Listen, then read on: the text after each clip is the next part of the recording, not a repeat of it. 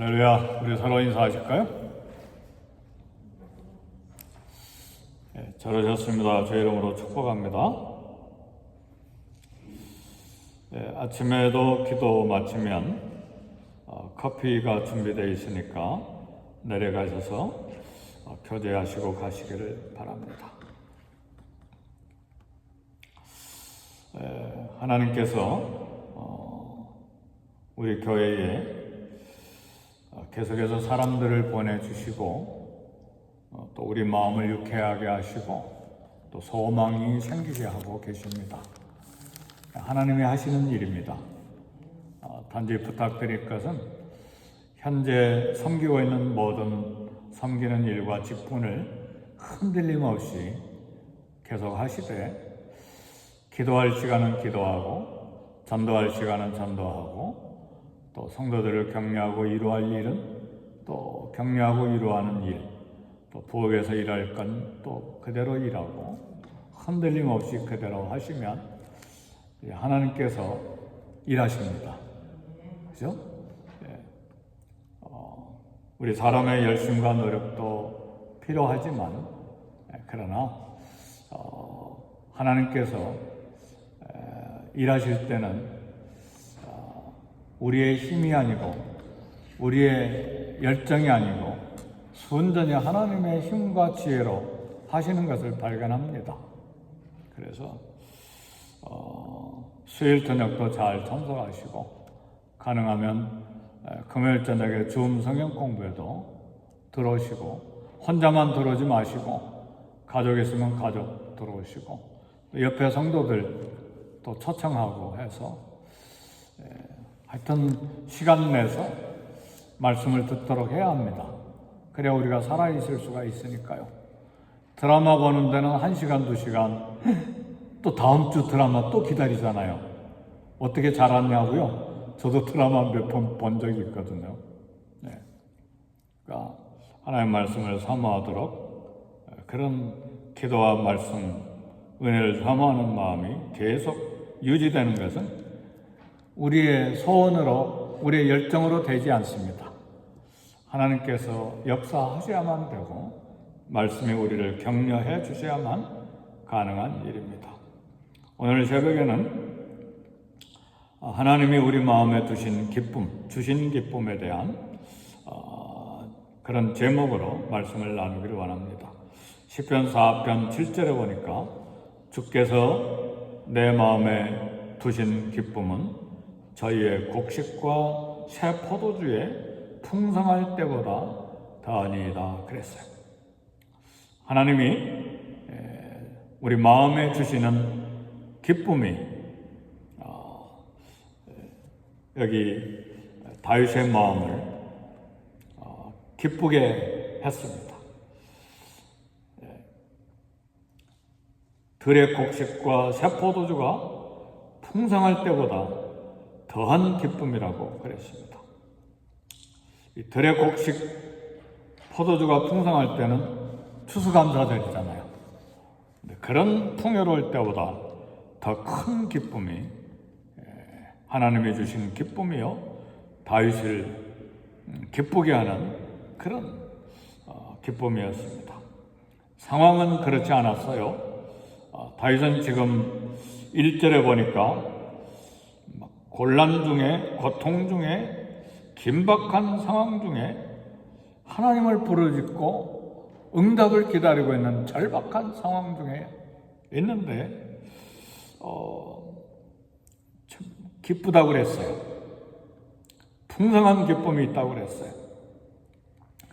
아들 압살롬의 반역으로 당하고 있는 개인적인 국가적인 고통과 두려움이 큰 혼란 중에 있는 그런 형편과 상황 중에 있는데 통곡해도 시원하지 않을 그런 상황인데 다윗이 추수감사절에 수확의 풍성함으로 누리는 기쁨처럼 큰 기쁨이 있다고 고백을 했습니다.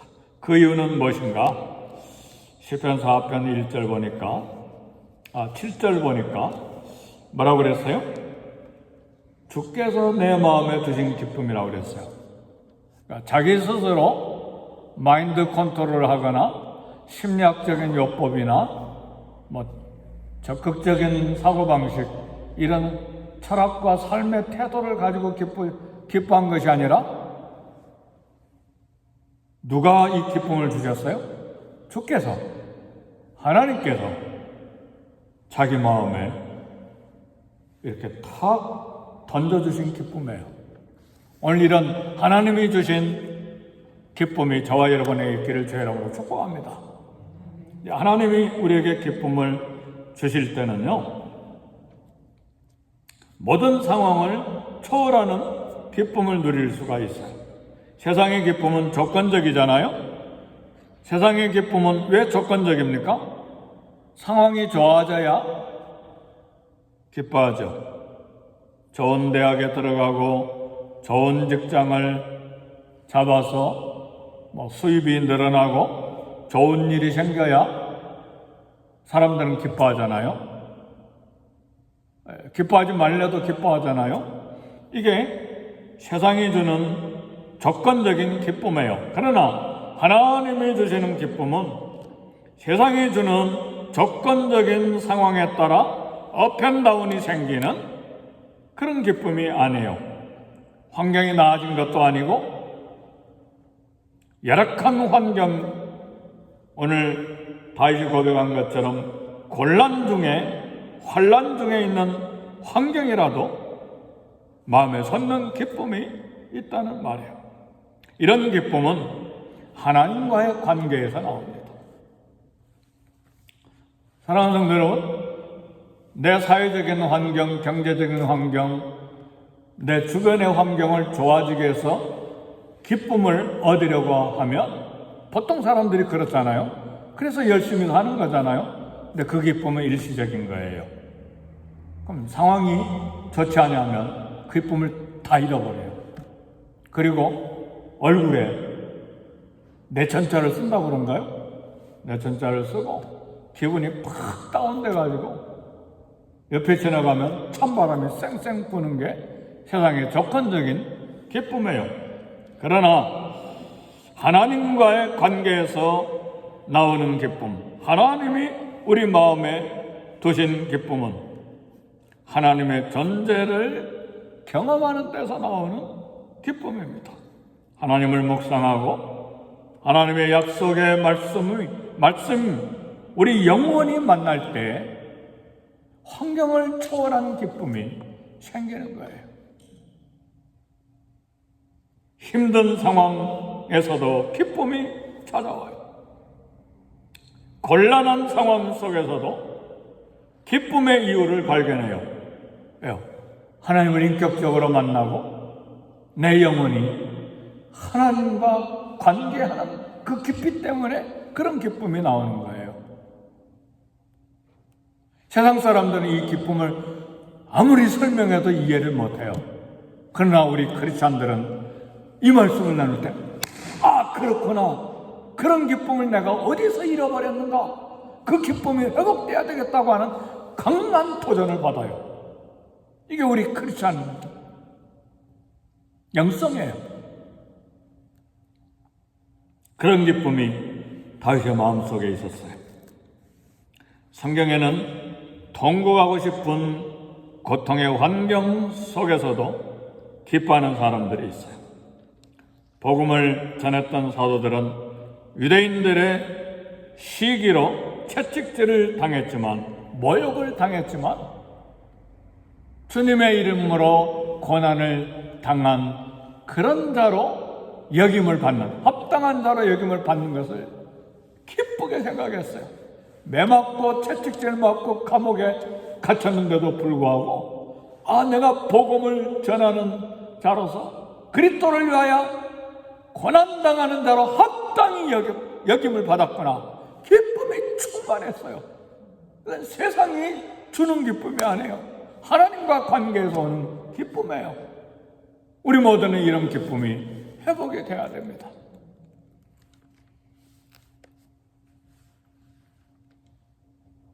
도저히 기뻐할 수 없는 상황인데 사도들은, 전도자들은 그런 상황에서도 기뻐했어요.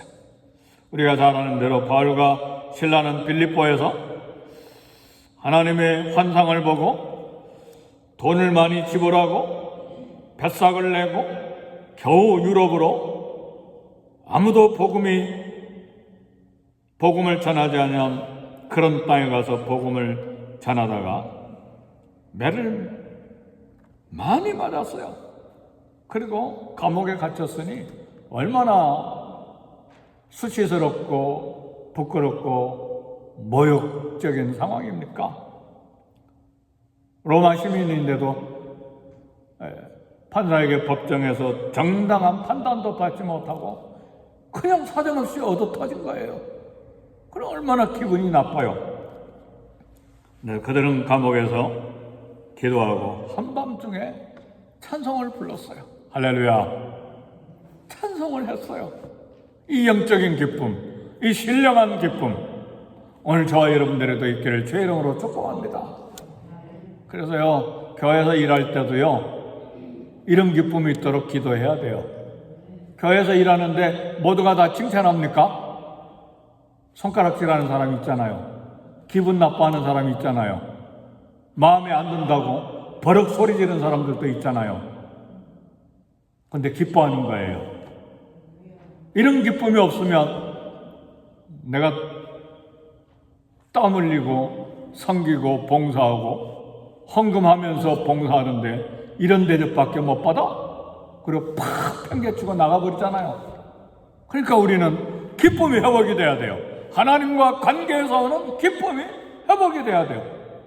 아무도 칭찬하지 않아도 내가 하는 굳은 일을 하는데 누구도 도와주지 않아도 다른 사람들은 다 구경만 하고 있어도 우리 마음속에 샘솟는 기쁨은 어디서 나오느냐? 내 인격에서 나오지 않아요. 상황이 좋아져서 나오는 게 아니에요. 나를 칭찬하고 돕는 사람이 생겨서 나오는 게 아니에요. 하나님과의 관계 속에서 그 기쁨이 나오는 거예요. 다윗은 그 기쁨을 알고 있었어요. 그래서 바울과 실라도 매맞고 감옥에서 고통 중에 있는데도 기도하고 찬송을 부르는 거예요. 그들의 마음에 기쁨이 흘러넘쳤기 때문에 찬송이 나오는 거예요. 그래서 바울은요, 항상 교회를 향해 편지할 때마다 항상 기뻐해라. 빌립보 교회를 향해서는 기뻐해라. 내가 다시 말하느니 기뻐해라. 감옥에 있는데도 그잖아. 데살로니가 교회를 향해서는 항상 기뻐해라. 쉬지 말고 기도해라. 범사에 감사할 수 없냐? 범사에 감사 좀 해봐라. 이것이 그리스도 예수 안에 있는 너희를 향하신 하나님의 뜻이다. 이게 영성이에요. 이 영성은 하나님과의 관계에서 말씀을 깊게 만나고 하나님을 인격적으로 교제하는 데서 나온 뿌리 깊은 영성이에요. 뿌리 깊은 영성이라는 책도 어느 분이 쓰기는 했지만, 그래서 바울은 고린도후서 12장 10절에 보니까 그리스도를 위하여 약한 것, 질병이 있잖아요. 약한 것, 능력과 핍박과 곤란을 기뻐한다 그랬어. 하나님 주시는 기쁨은 고난을 이기고도 남습니다. 현실이 힘든 상황에서도 그리스도 안에서 기뻐하는 크리스찬의 모습이죠. 우리는 어디서 기쁨을 찾습니까? 만사형통에서 기쁨을 찾습니까? 이 만사형통은 70년, 80년 평생을 살아도 평생에 한 번, 두 번 있을까 말까 해요. 만사형통은. 그렇죠? 안 그래요? 그게 현실이에요. 예수님 믿는 게 그거밖에 안 되는가? 너무 만사형통 찾지 마세요. 아브라함도요, 그 믿음의 조상 아브라함도 하나님 만난 거 계산해 보니까 10년에 한 번 정도 만날까 말까였어요. 하가를 취해서 이스마엘을 낳았을 때는요, 하나님이 아브라함을 일부러 안 만나 주시는데 13년이나 안 만나 주셨어요. 그것처럼 고통스러운 상황이 어디가 있습니까?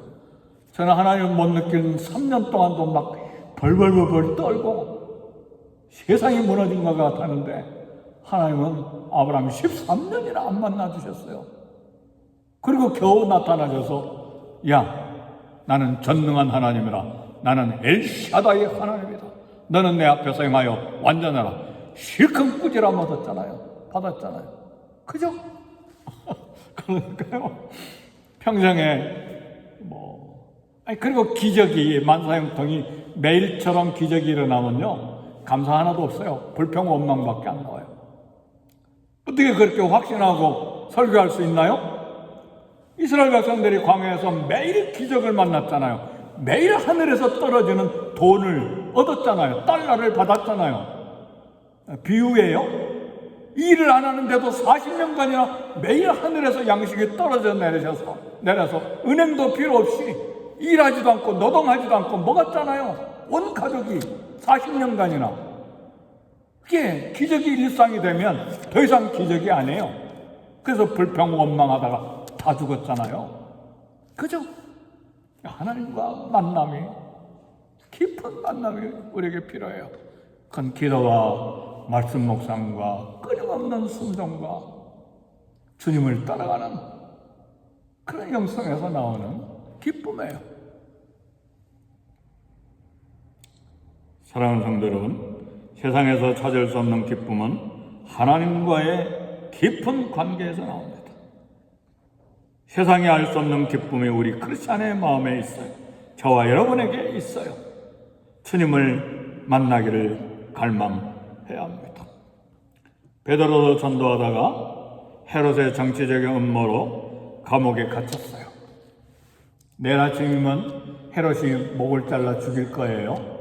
얘는 야고보를 죽이니까 유대인들이 좋아하는 걸 보고 헤롯이 또 베드로도 죽이려고 감옥에 가다 놨어요. 발, 손 다 착고에 채워놓고 병정들이 양쪽에 감옥 방 안에 있고, 그 다음에 감옥 밖에도 두 사람이 서 있고, 사교대로 16명이 24시간 이렇게 지키고 있는 상황인데 깊게 잠들었어요. 하나님 주신 평안이에요. 오늘 다윗에게도 그런 기쁨이 있어요. 우리 8절 다 같이 읽어봅시다. 시작. 내가 평안히 눕고 자기도 하리니 나를 안전히 살게 하시는 이는 오직 여호와시니이다. 쿠데타를 당해서 피난가고 고통과 절망과 모욕과 목숨을 유지할 수 있는지 없는지 그런 두려움의 상태인데, 다윗도 내가 평안히 눕고 자기도 하리니, 평안하고 눕고 잔다고 그랬어요. 평안히 잔다고 그랬어요. 왜요? 하나님을 믿었기 때문에. 나를 안전히 살게 하시는 이는 오직 세상이 아니고 헤롯도 아니고 군사적인 힘도 아니고 하나님 여호와이십니다. 하나님을 신뢰했기 때문에 이런 깊은 잠이 나온 거예요.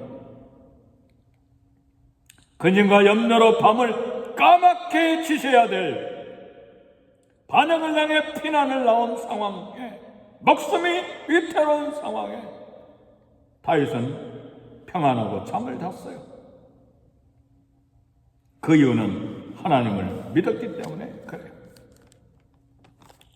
하나님이 자기의 반석, 방패, 보호자이심을 알았기 때문에. 어젯밤에 금요일 밤에 임마누엘 하나님을 우리 배웠어요. 임마누엘은 우리 예수님이 세상 끝날까지 함께 하시겠다고 약속하시는데 속빈 말씀이 아니에요. 립 서비스가 아니에요. 우리는 속빈 말 많이 하잖아요. 그죠? 사람 기분 좋게 하려고 마음에도 없는 말 하잖아요. 근데 임마누엘은 속빈 감정이 아니에요. 예수님의 인격과 예수님의 성품에서 나온 영원한 진리의 말씀이에요. 벌쳐다 세상 끝날까지 내가 너희와 항상 함께 있으리라. 예수님의 성품이요 인격이요 약속이에요. 세상에서 가장 평화로운 얼굴은 젖을 떼고 어미 품에 안겨 잠든 어린아이죠. 우리 영혼이 그렇게 돼야 돼요. 실로 내 영혼이 젖된 나이가 어미 품에 있음 같게 하였나이다. 내 영혼이 젖된 아이와 같도다. 이 시편 기자의 노래잖아요. 우리는 이런 영성을 소망해야 돼요. 갈증해야 돼요. 말씀을 마칩니다. 목자 되신 주님은 양인 저와 여러분을 위해 목숨을 바쳐주신 분이에요. 하나님께서, 우리 예수님께서 저와 여러분을 평생 영원히 함께 하신 것, 아들의 목숨을 바쳐진 저와 여러분들이기 때문에 그렇습니다. 그분을 만나는 기쁨을 소원하고 갈증하고 기도함으로 평안을 누리면서 주님을 섬기는 저와 여러분 되시기를 주의 이름으로 축복합니다. 기도하겠습니다. 기도하실 때 교회를 위해 먼저 기도하시고 가정과 자녀를 위해 기도하시고 미국 땅 고국 한국을 위해 기도하시고 우리 선교사님들을 위해 기도하시고 교회의 지속적인 부흥과 성장을 위해 기도하시고 또 개인 기도 하실 수 있기를 바랍니다.